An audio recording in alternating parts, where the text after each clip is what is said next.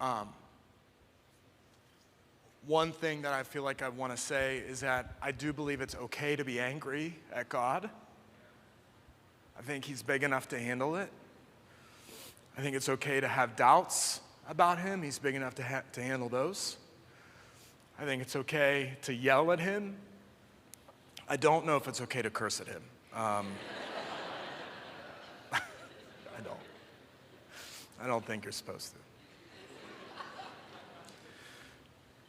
But it's okay to be angry because I think it's part of the processing.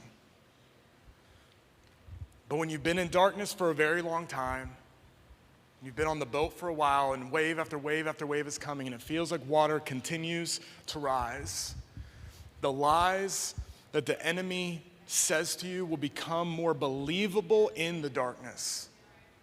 And you gotta be really careful there. Because the biggest lie that he will get you to believe in the middle of that trial is that God does not care.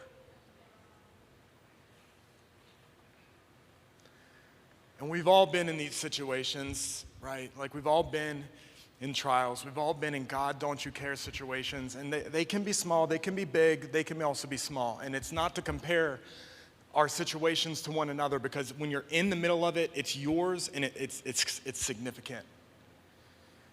And so you can have a God, don't you care moment when like your finances just are not lining up. You can have a God, don't you care situation when you're still struggling with the same addiction.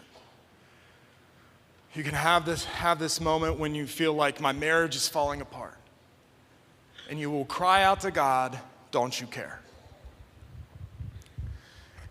And the wave after wave after wave, the things will begin to stack, and it's been challenging as we face the overall question as to why is this happening, and you face the additional waves of like, is insurance going to cover the test that they want to do?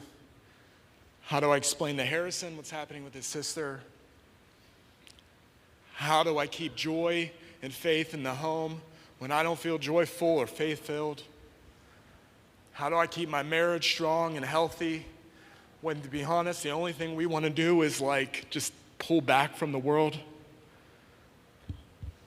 And all of these waves will come on, and the enemy will try to convince you that you can maybe handle one thing, but 2 or 3 or 4, you're nearly swamped, you're drowned. And you got to continue to do a few things. I'm going to get to them in a second. But the primary casualty of unchecked worry and fear can be your faith.